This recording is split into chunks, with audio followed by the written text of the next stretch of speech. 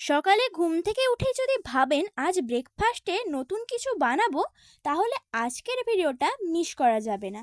আজ আমি বানাতে চাইছি সুজি, ওটস আর মটরশুঁটি দিয়ে এমন একটা হেলদি আর টেস্টি রেসিপি, যেটা একবার বানালে বারবার খেতে ইচ্ছা করবে।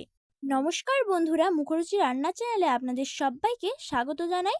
এই রেসিপিটা করার জন্য প্রথমে 1 কাপ ওটসকে ফ্রাই প্যানে দিয়ে দিলাম, তারপরে স্প্যাচুলার সাহায্যে ভালো করে নেড়েচেড়ে ভেজে নেব।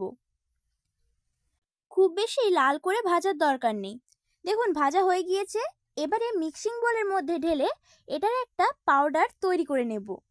এখানে পাউডারটা যেন খুব মিহি হয়।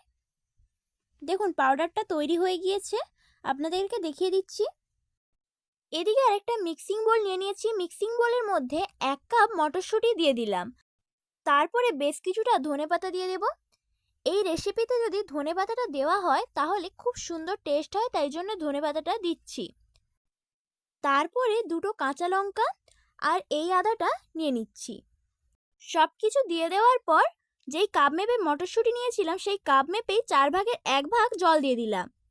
তারপর একটা মিহি পেস্ট বানিয়ে নেব। আপনাদেরকে দেখিয়ে দিচ্ছি পেস্টটা কীরকমভাবে তৈরি করে নিয়েছি।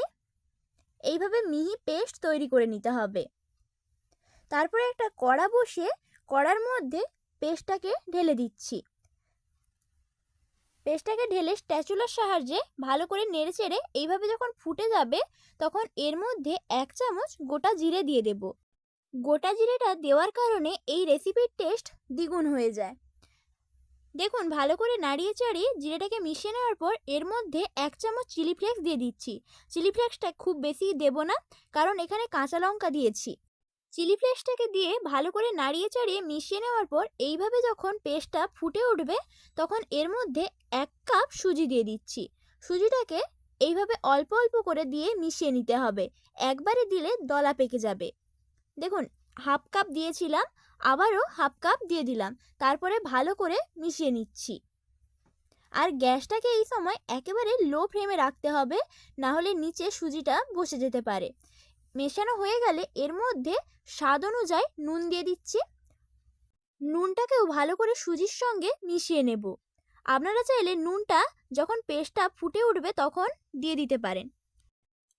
তারপরে এর মধ্যে ওটসের পাউডার 2 চামচ দিয়ে দিচ্ছি। পরে যদি আবারও ওটসের পাউডারটা দরকার হয় তাহলে আবারও দিয়ে দেব। তারপরে সুজির সঙ্গে ভালো করে ওটসের পাউডারটাকে মিশিয়ে নেব। এবারে গ্যাসটাকে অফ করে এই ডোটাকে একটা থালার মধ্যে নামিয়ে নিচ্ছি। আমি যেভাবে দেখাচ্ছি সেইভাবে স্টেপ বাই স্টেপ যদি ফলো করেন, তাহলে রেসিপিটা খুবই টেস্টি হবে আর বাচ্চা থেকে বড় সবাই চেটেপুচে খাবে। দেখুন ডোটা ঠান্ডা হয়ে গিয়েছে। এবারে হাতের মধ্যে একটু ঘি নিয়ে ভালো করে ডোটাকে মাখিয়ে নিচ্ছি। ডোটাকে যত বেশিক্ষণ ধরে মাখাবেন, রেসিপিটা তত সফট হবে। আর রেসিপিটা একেবারেই তেল ছাড়া করে দেখাবো। এই রেসিপিটা খুবই হেলদি আর টেস্টি। এই রেসিপিটা শরীরের পক্ষে খুবই উপকারী। ডোটা তৈরি হয়ে গিয়েছে। এবারে ডোর মধ্যে থেকে ছোট ছোট করে এইভাবে লেচি কেটে নেব। লেচিটা কেটে নেওয়ার পর হাত দিয়ে এইভাবে ভালো করে গোল করে 2 হাতের সাহায্যে একটু চেপে দিচ্ছি। এইভাবে সবগুলো তৈরি করে নেব। আবারও একটা করে দেখিয়ে দিচ্ছি। আবারও একবার লেচি কেটে হাত দিয়ে এইভাবে মুঠো করে নিচ্ছি। তারপরে 2 হাত দিয়ে ভালো করে চেপে গোল গোল করে নেব। দেখুন সবগুলো তৈরি করে নিয়েছি একই রকমভাবে। তারপরে এই রকম একটা ফুটো করা থালা নিয়ে নিচ্ছি। তার মধ্যে একটু তেল ব্রাশ করে নিচ্ছি, যাতে লেচিগুলো না জড়ে যায় এর মধ্যে। এবারে একটা লকি বসে কিছুটা পরিমাণে জল দিয়ে দিলাম। তারপরে ফুটো করা থালাটা লকির মধ্যে বসিয়ে একটা ঢাকা দিয়ে দিচ্ছি। এবারে ঢাকাটা খুলে নিচ্ছি। জলটা ফুটে উঠেছে। এবারে ওই ফুটো করা থালাটার মধ্যে লেচিগুলো দিয়ে দিচ্ছি। এইভাবে একে একে সবগুলো সাজিয়ে দেব। তারপরে আবারও 10 থেকে 15 মিনিটের জন্য ঢাকা দিয়ে দিচ্ছি। দেখুন 15 মিনিট পর ফিরে এলাম। এবারে ঢাকাটা খুলে নিচ্ছি আর গ্যাসটাকে অফ করে দেব। এবারে যতক্ষণ না ঠান্ডা হচ্ছে ততক্ষণ এইভাবে রেখে দিচ্ছি। দেখুন ঠান্ডা হয়ে গিয়েছে, আপনাদেরকে একটা তুলে দেখিয়ে দিচ্ছি কীরকম নরম হয়েছে। দেখুন কত সুন্দর দেখতে লাগছে। এইভাবে একবার এই রেসিপিটা বানিয়ে দেখবেন, খেতে অসাধারণ লাগে। আপনারা এইভাবেও খেতে পারেন, কিন্তু এর স্বাদটা দ্বিগুণ করার জন্য আমি একটা কড়া বসিয়ে কড়ার মধ্যে 1 চামচ ঘি দিয়ে দিচ্ছি। ঘিটা মিলে গেলে এর মধ্যে 1 চামচ কালো সর্ষে দিয়ে দেব।